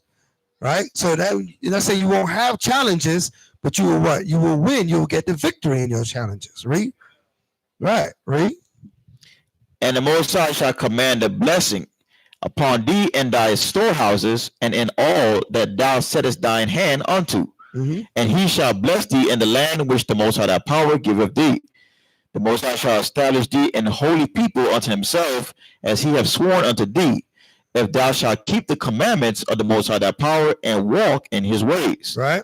And all the people of the earth shall see that thou art called by the name of the Most High, and they shall be afraid of thee. They shall be what? Afraid of thee. Right. So when we move in the spirit and the Most High bless us, the nations are going to be afraid of us. Right? They shall fear us. Right? So you have to understand the Most High is preparing you to put you on another level on this earth. That these nations will look at you and they fear you. And this already happens on a certain extent already. When they see a brother or a sister rolling in the spirit, they don't know how to take you. You can see they get a little nervous. They don't understand how to approach you, right? Because they see you got your attire on. You're wearing your fringes. Our sister got your hair covered. You're wearing your fringes. They're not sure how to read you, right? So there's a little bit of fear that falls on them, right? So showing you that when you got the power of the Most High on you, right? That nothing can come against you, right? Hold on, give me Isaiah 56. Right. 54:17. Do what? 54:17. The book of Isaiah chapter 54 and verse 17. Isaiah 54 and 17. Okay. No weapon that is formed against thee shall prosper. Right. And every tongue that shall rise against thee in judgment, thou shalt condemn. Thou shalt what? Condemn. So anybody try to say anything against you, they're going to be condemned. They try to rise up against you, they cannot prosper. Read on. This is the heritage of the servants of the Most High. That's your heritage. I mean, that's your right. I mean, you're born into that. Everybody can't get that.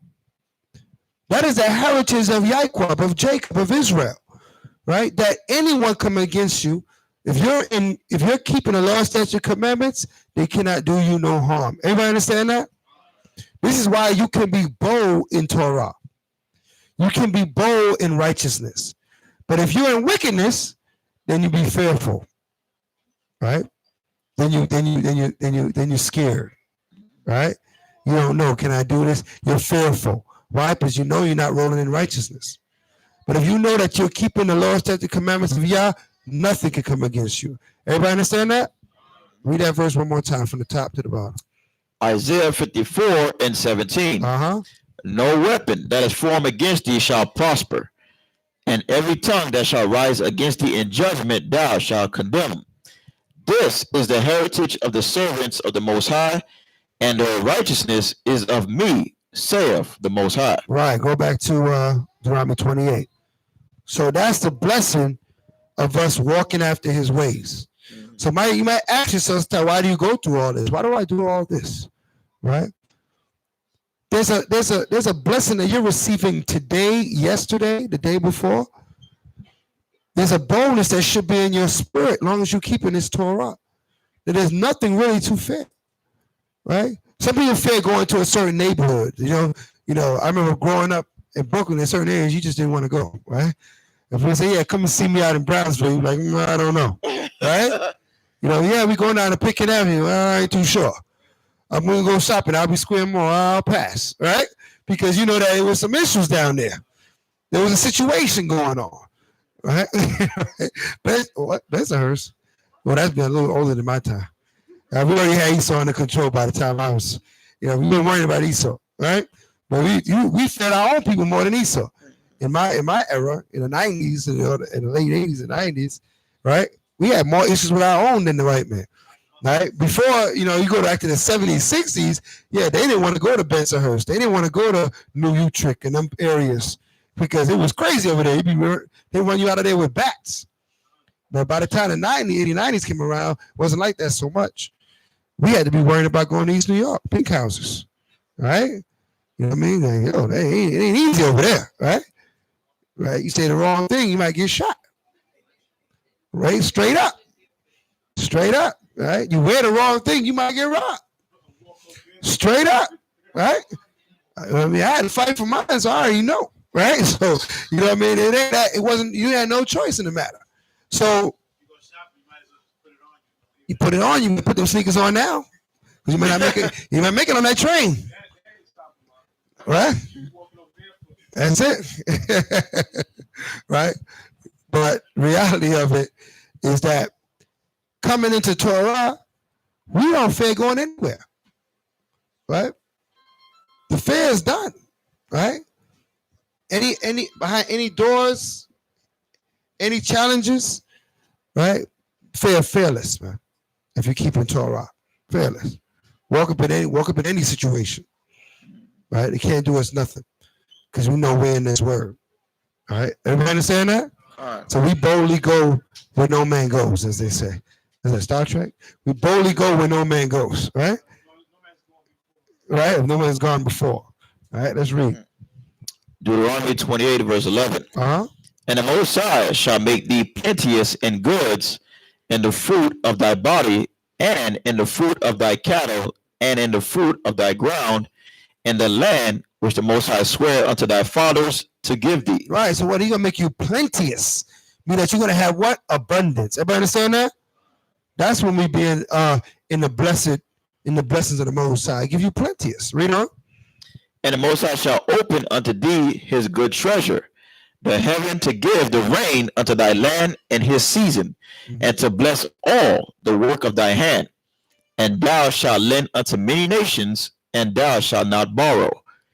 And the Most High shall make thee the head and not the tail. Right. So what do I mean? The lender is the head, and the borrower is the tail. Everybody understand that? We're conditioned in this kingdom to be so glad that we got the loan. Right? We're so happy we got the loan. Right? Don't forget to curse the fact that you need a loan. Right? Yes, you need a loan. You want to buy a house, buy a car. You get the loan, you get the car. But keep in your mind, because you're children of Torah, that, man, cursed to be this place that I need a loan. Right? Because I shouldn't even need this loan. Right? We don't love that loan. Right? Not to mention it's cursed to be that interest rate. You got to curse that interest rate as well. Right? But keep that mentality that the Most High said the lender is the head, the borrower is the tail. So the fact that we get the loan, it allows us to move forward, but it's really not what we really want. We want to be the lender. They want you to come to you for the loan, right? How much more blessed is the one that's able to give than the one that receives? Right? Read. And thou shalt be above only, and thou shalt not be beneath. Right. You shall be above only and not beneath. You see? So we use three analogies: head, tail, lender, right? Borrower, above and below. Yeah. So we have the three analogies. We understand what position we're in. When we have to ask, like our people want to go ask for reparation. The fact that you got to ask for anything shows you're comfortable being below. We're not going to be comfortable being below, having to ask for what is ours. Okay? That's not what the Most High is conditioning us to be. The only one we should be asking is the Almighty Yahweh, okay? Because he is head of all man, right? He's above all of us. The Almighty Yahweh, Bahashem and Mashiach Yahushua. That's who we ask. That who has, we have every, we respect and know that they're above us. We must ask. But these wicked beggarly nations, we got to ask them. That's an abomination. But we use this word. We don't abuse it. Everybody understand that? Read on. If that thou hearken unto the commandments of the Most High thy power, which I command thee this day, to observe and to do them. Right. And thou shalt not go aside from any of the words which I command thee this day, to the right hand or to the left, and go after other gods to serve them. Right, come on. But it shall come to pass. But it shall come to pass, read on. If thou wilt not hearken unto the voice of the Lord thy God, to observe, right, to do all his commandments and his statutes, which I command you this day. So we want to do our own thing. Right? We don't want to follow Torah. And there's a million reasons why to break God's commandments. Right? You can come up with a million reasons to break it. But at the end of the day, you're still breaking it. And the Most High doesn't really care what reason you have. All right? Because the law is not grievous. All right? The law is not grievous to keep. All right? The law, really, when you submit yourself to the ways of Yahweh, it's not a grievous thing. It's only grievous when you're trying to do both. You're trying to be righteous, but then you want to serve yourself too. You got to make that decision. Everybody understand that? You got to make that decision. Okay? The Most High showed us all the blessings, all the greatness of keeping his laws. But now he's going to show us what happens when we break his commandments. All right. We have to be in a mind state of not being so willing to break the Most High's commandments. Okay. Read. That all these curses shall come upon thee and overtake thee in the field. All right. Cursed shall be thy basket and thy store. Cursed shall be the fruit of thy body and the fruit of thy land, the increase of thy kind, and the flocks of thy sheep. Right. So that cursing doesn't fall in one in every direction. You will not get the fullness, or you will not get the increase. You might get children, but what? Your children go. You might get a store, but the store is going to eventually be closed. It's going to go down. All right. So we get things so they come to naught. We get it and they come to naught. Why? Because it's not blessed, it's cursed. Why is it cursed? Why would it be cursed? Huh? Why? Why? Disobedience.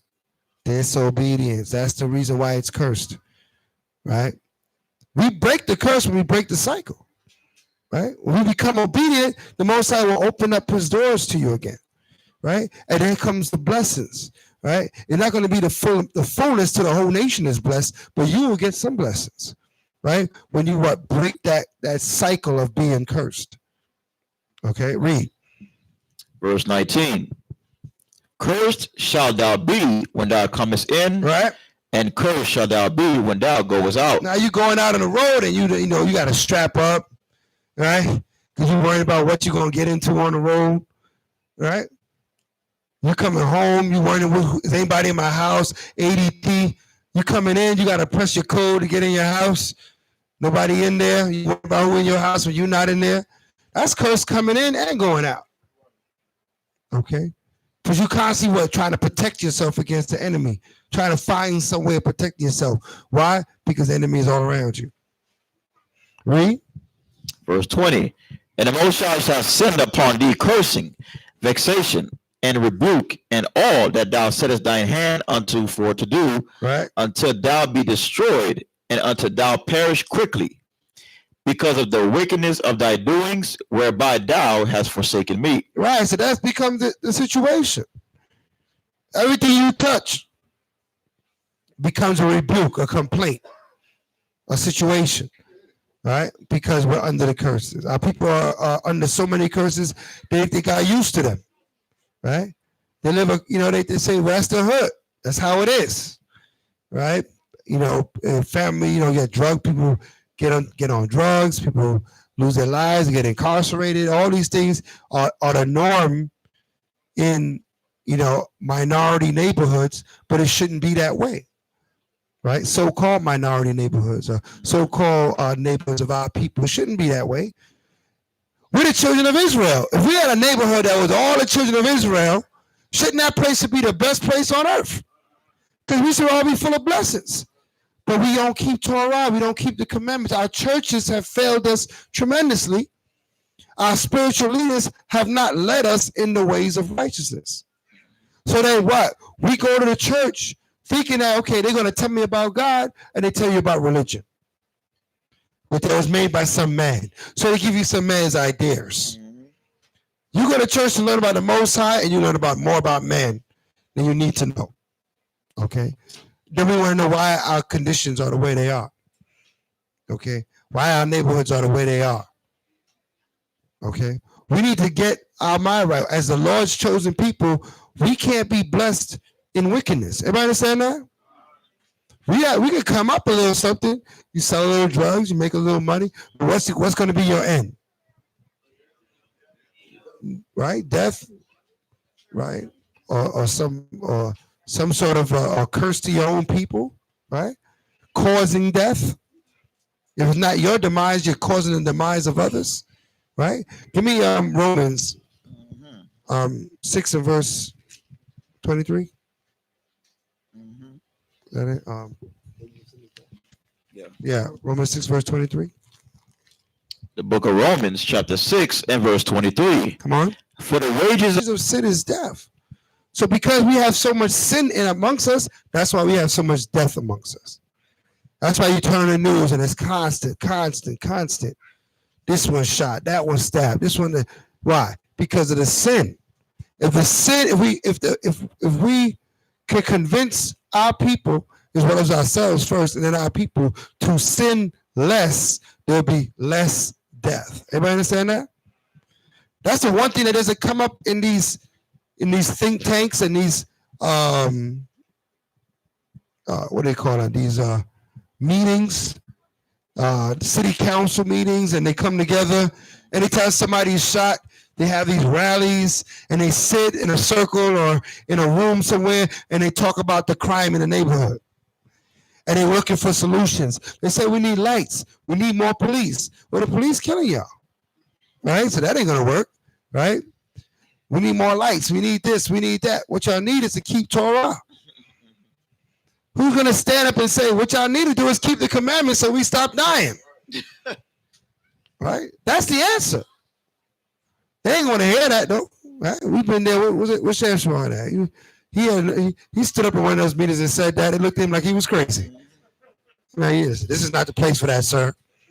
What do you mean this ain't the place for that? We're dying here, and we're sinning here.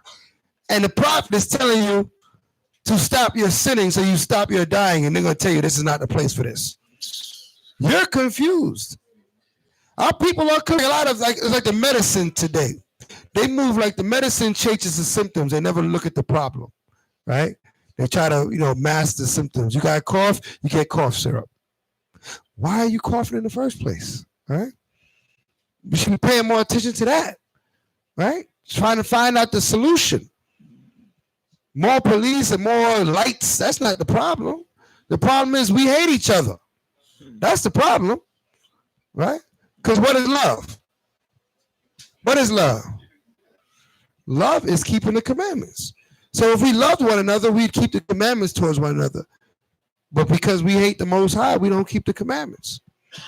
Okay? So it's all a cycle that needs to be broken. Read. Go back to Deuteronomy 28. Okay. The book of Deuteronomy, chapter 28, and verse 21. Let's go.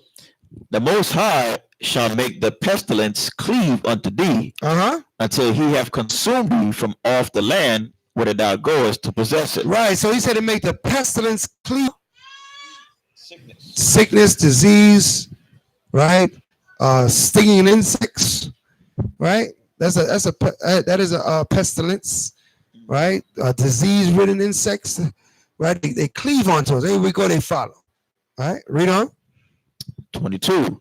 The Most High shall smite thee with a consumption, and with a fever, and with an inflammation, and with an extreme burning, and with the sword, and with blasting, and with mildew, and they shall pursue thee until thou perish. Right. So what? The Most High is in control of all those things.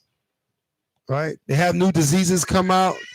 Yeah, they got some new killer mosquitoes they talking about in the news. Right? If you're not keeping Torah, the Most High come get you with them mosquitoes, man. Right? Ain't trying to. I don't make anybody scared to go outside, but the reality of it is we must make sure we're beseeching the Most High, and not just we keep Torah, but when we fall short of Torah, what are we supposed to do? Repent, man. Through Christ, repent, right? Because that cleans us and prepares us to continue our walk. All right, Shayla? Yes. Would this be considered a generational curse?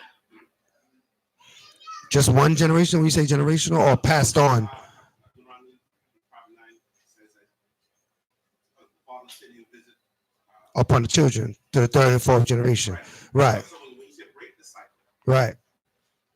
it's possible to break the cycle. That's absolutely correct. That's what we're doing. That's what the Most High is doing. All because of idolatry, worship of other gods. That's a big part of it. You know what I mean? But breaking the cycle, like let's get would you want to put a scripture? You have a scripture you wanted to look at? Okay. Okay. Ezekiel 18. Give me Ezekiel 18. Ezekiel 18:14.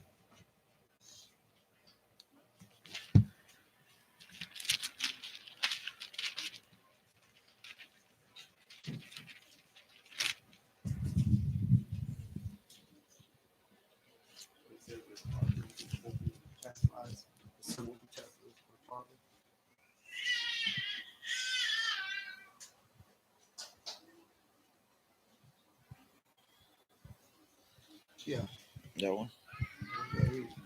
The book of Ezekiel, chapter 18, verse 14.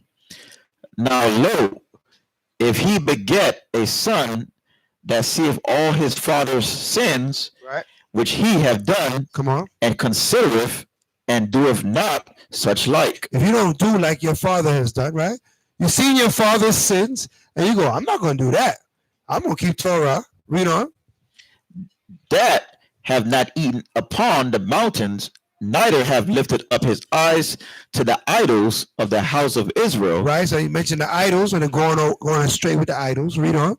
have not defiled his neighbor's wife, Right. Come on. neither have oppressed any, have not withholden the pledge, neither have spoiled by violence, but have given his bread to the hungry, Right. and have covered the naked with a garment. So now you see a son that's doing right.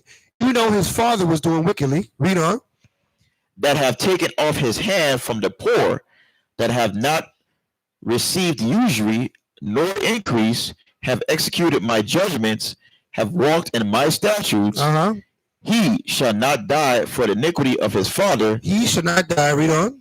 He shall surely live. He shall surely live. Meaning what? He's not going to get punished because he didn't follow the ways of his father. You see what I'm saying? So that's why I said we can break these generational curses by not following after the customs of our parents. Everybody understand that? Right? Some people might say, my great grand did this, my grand did this, and I'm going to do it too. Well, you're going to receive what they receive. Right?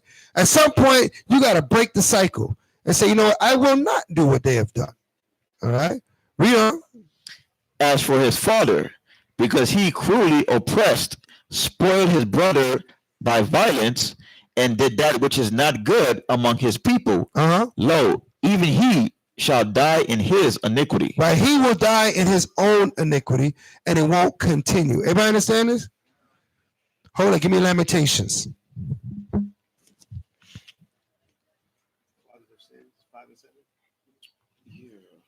Lamentations 5 and 7.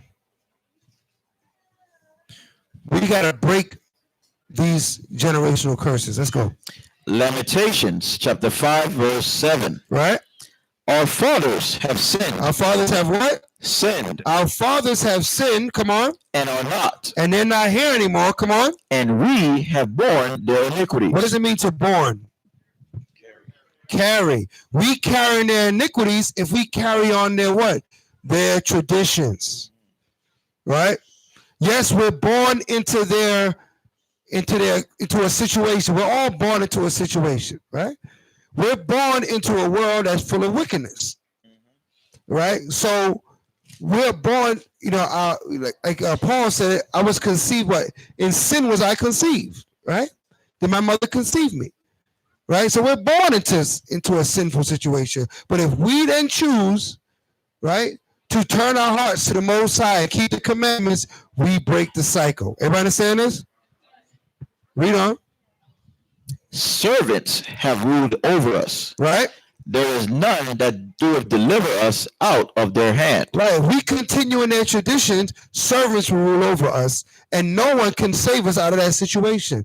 Right? Not Malcolm X, not Marcus Garvey, not even Tupac. Right? Can save us out of that situation. Everybody got a great idea, but the only idea that needs to be put down is we got to keep Torah. We got to come back to our heritage. We got to be the Israelites that God created us to be, or we're just going to continue to fail. Right? Even our people that slip by and they get rewards in this kingdom, there's a lot of millionaire Negroes, right? I use that word because I can't call them Hebrews, right? There's a lot of millionaire Negroes out there, right? But then what do? They look out for what? For themselves. Right? Classism comes into play. Right? So people on their level, that's who they interact with. They create a new nation, right? A millionaire nation, or whatever the case may be. And they could care less about their people that's not up there. And so you little crumbs, they might give you a little what do they call that? Rec center. You bring a rec center in the hood, and everybody's so happy that we can go play basketball and use a computer, and they think that that's going to make it. right? They don't understand the levels of social. We need to fix ourselves from the ground level. We got to get ourselves right, our families right, to get our community and our nation right. Everybody understand that? And to do any of these things, we got to start with getting our mind right. We're thinking wrong. We're valuing things that have no value, right? We're loving vanity. And you love vanity, you can't prosper, right? So we need to, that's what the Bible is trying to teach us, how to think different, how to process the information that we're receiving differently, like the holy people that we were created to be. Okay, let's go back to Deuteronomy 28. Right, 28 and 23. The book of Deuteronomy, chapter 28 and verse 23. Come on. And thy heaven that is over thy head shall be brass. Right. And the earth that is under thee shall be iron. Right. Can you plant things in iron? So what it mean? What it means that heaven will be brass and the earth will be iron. What does that mean? What does that mean? What we won't be getting? Right? So what happened? No increase. No increase. Right? We work, and what? We get little. And when the little that we get doesn't abound. Because the heaven is brass and the ground is iron. So it can't give us. We can't plant a seed and let it grow and get the increase. All right? It's metaphorical that what? Yahweh is not giving us. We went through a situation on this earth where Yahweh closes doors onto us. All right? Because of our evil and our wickedness. But he told us, give me what you got? Oh, timekeeper? Okay. Hosea 5:15. Buwada. All right. Hosea 5:15.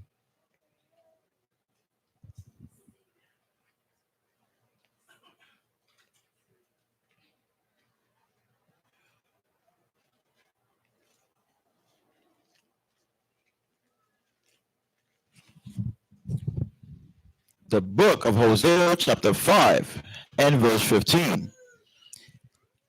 Hosea 5 and verse 15. I will go and return to my place. This is the Most High speaking. He said, I'm going to go to my place. Read on. Till they acknowledge their offense. Until what? Till they acknowledge their offense. Who's the they? Where the they? Until we acknowledge our offense, till we say what? We have sinned. We have done wrong in thy sight. Read on. And seek my face. And do what? Seek my face. How do we seek the Most High's face? Where is he? Where is the Most High? He's in the scriptures, right? How do we know that? What did you say? Nope. Psalms 40 and 7 tells us the Most High is in the scriptures, right? So Isaiah 34:16 tells us to read the scriptures, right? Read on. In their affliction, they will seek me early. And when we're in trouble, when we're in problems, that's when we're going to seek the Most High. So the Most High knows that about us. So don't you think that's why he afflicts us? That's why we're in trouble, because he wants to hear from us. Everybody understand that? If he was blessing us in our wickedness, why would we stop being wicked? Why would we stop? Right? Right? Sin satisfies your flesh. Everybody understand that? Sin is very satisfactory to the flesh. It makes you feel you sinning, you feel you hot in your sin, you feeling good. You feel like, like you taking over. Right? You start feeling real proud about yourself. Right? But then where you end up is where you notice that, damn, I was sinning, I was doing wickedly. That's how I ended up here. Right? It takes you down a path of destruction. Okay? So, give me Ecclesiastes 8:11. We're going to take the break in a few minutes, and then we're going to continue with this chapter. But give me Ecclesiastes 8:11. The book of Ecclesiastes, chapter 8, verse 11. Come on. Because sentence against an evil work. What kind of work? Because sentence against an evil work. What is a sentence? Means a punishment. Because a sentence against an evil work, read on. is not executed speedily, for the Most High that you keep doing that evil for a while. Read on. therefore the heart of the sons of men is fully set in them to do evil. Right, you become comfortable with wickedness. We cannot be comfortable with wickedness. Everybody understand this? Because the more you get comfortable with it, you forget that this is wrong. You almost literally forget that what I'm doing is wrong. Right? Somebody that steals every day, to them, they just think that's just, that's life. That's the career. I'm a thief. Right? What do you do? Well, I'm a thief. Right? They forget that the scriptures say, thou shalt not steal. Because they do it so much. They're habitual with it. Right? But the Bible is here to remind us that we ought not to do these things. Not because they're not executed speedily, but they're waiting on you. Right? The punishment is waiting on you. Read. Though a sinner do evil 100 times. How many times? And his days be prolonged. And his days seem like he's not nothing ain't happening. Read on. Young that fear God, which fear before him. That's what you got to know in your heart. Even though you see people getting away with wickedness, it's better to be righteous. Everybody understand that? Next week is the new moon. Next week, Saturday night. Write it down, put it in your phone, lock it in. Saturday night is the new moon. Understand that? So we need to go around the room and see. You can type it in the comment section of what you're going to bring. All right, for the new moon celebration, which will be next week after the Shabbat. Sundown, Saturday, the 28th, is the new moon. It's not just the new moon, it's the highest new moon of the year. It is called the memorial of the blowing of the trumpets. So this is the new moon where you bring out that special dish. That dish you've been thinking about making, but you haven't made it yet. This is the time. It's the memorial of the blowing of the trumpets. So it is the highest new moon. All right. So when we go through the room to hear what people are bringing and how we're going to lay out this feast, we don't want to hear chips, right? Not this time. Right? Not even the ridges, the thick ones, not even that, right? That ain't going to make it. All right? We need to make sure that we're doing our best to glorify the Most High's high holy days that he has given on to us. Okay? It's up to us to make a big deal about the Most High's high holy days. Everybody understand that? The world makes a big deal about Christmas and Halloween. You're already starting to see Halloween stuff on the Tell Live Vision, right? And Tell Live's Vision, right? So we're already starting to see these things because they make a big deal about their pagan worship. How big a deal do we make out of the Most High's feast days? That's up to you. You got to show and prove. Everybody understand that? So stick around after, don't disappear. And if you have to go, if there's a situation that comes up, make sure you let someone know what you're bringing. We'll put it on the list. We're going to have a break right now. We're going to break for about 40 minutes.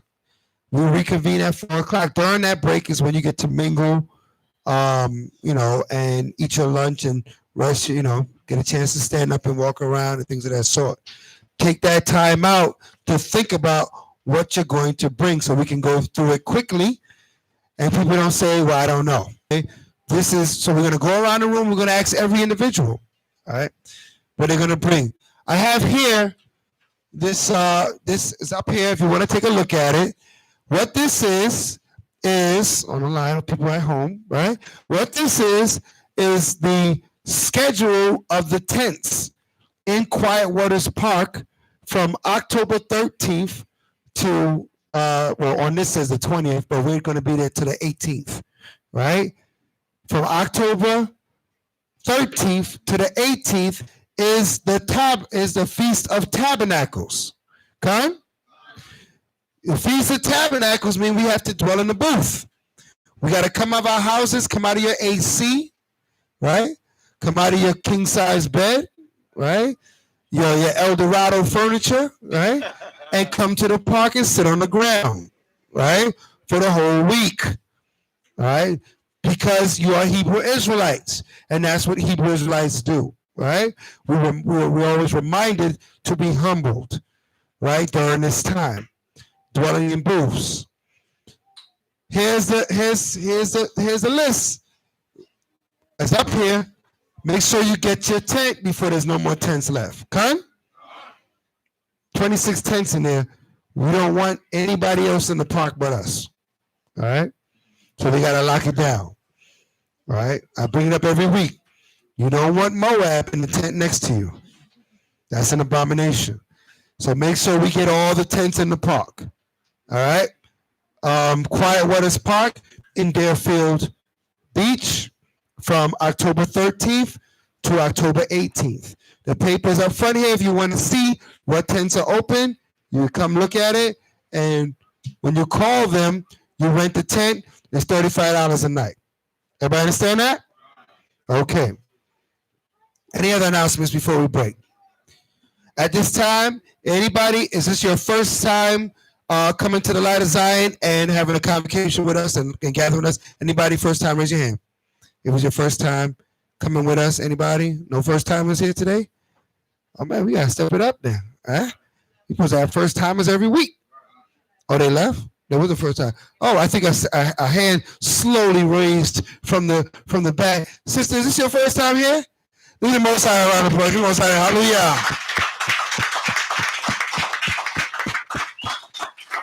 You see, I was about to get on my captains and stuff, saying y'all ain't putting in no work, right? But sister, we're very happy that you come to visit with us. You know, we're a family here. You know, this is what, we're coming back to our heritage. We're thankful for every brother and sister that comes through that door. All praises to the Most High. You're another piece of the puzzle that's going to get us out of this kingdom. Hallelujah. Hallelujah. So continue to come, continue to bless us with your presence. All right. So at this time, we're going to break. Like I said, you could rise, you could mingle, and we're going to come back at 4 o'clock exactly, captains. 4 o'clock, captains and soldiers.